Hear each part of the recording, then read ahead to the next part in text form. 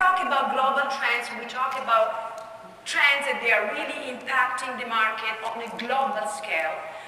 Environmental changes and recycling and nature-inspired things and calm environment, it's definitely a world phenomenon. Of course, in countries where the economy is very depressed and they have a lots of political issues, of course it's not relevant because luxury is not necessary.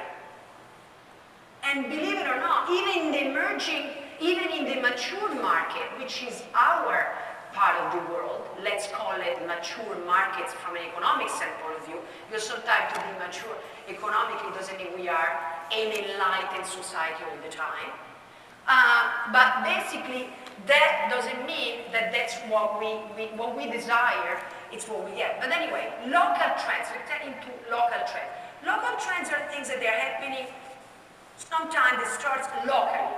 Very often I make an example of hip-hop.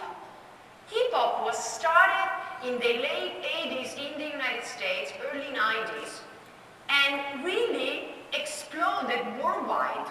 And from kids from ghettos and minorities became really a lifestyle trend for some people. But guess what?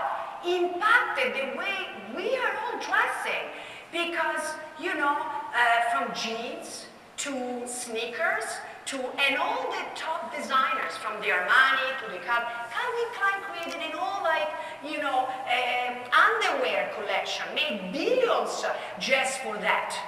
Think about a local trend and why that happened. Trends don't usually happen for ephemeral reasons. They come when they really start, and now we go to the next slide, they have social, political reasons or social-cultural roots very deep into the fabric of society. It's not like Sarah Jessica Parker wearing an item on a TV program like Sex and the City and everybody's wearing it.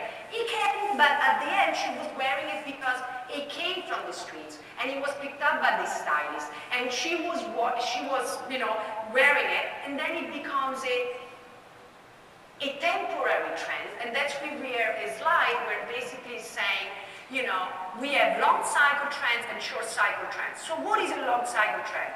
Philosophical themes are a reflection of society journey. For instance, digital era. Digital era has completely changed our lifestyle. Telephones, we are completely distracted. There is a lack of intimacy. We are communicating through social networks. In a way, we are extremely lonely. And guess what happens? Our color palette is changing. Fluo color, desktop palette are extremely popular. All of a sudden, MAC is really dictating the Pantone of the way we are wearing or dressing or even doing jewelry. We don't know that because we are not looking at that way, but that's what it is. And jewelry are sold on the internet. The big debate, should it be on the internet or should we not? Are they going to copy me or not? Should I be on Rue La La or should I be there? Should I be in Neiman or should I be where? That's a big debate. So this is what trends forecasting is about. It's really being an active viewer of life and really integrating all this notion and information into our everyday business and creating jewelry with a soul.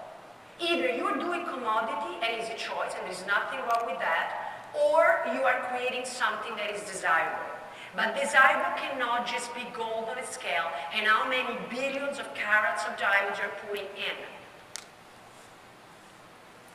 Short cycle is temporary phenomena, pop culture, an actor that is doing something which is relevant, it's very relevant. And if you're quick enough to capture this 6 month to a year trend, then you should do it. So there are long cycle and short cycle. That's why it's very important that you are organizing all this chaotic information and making it valuable for your business.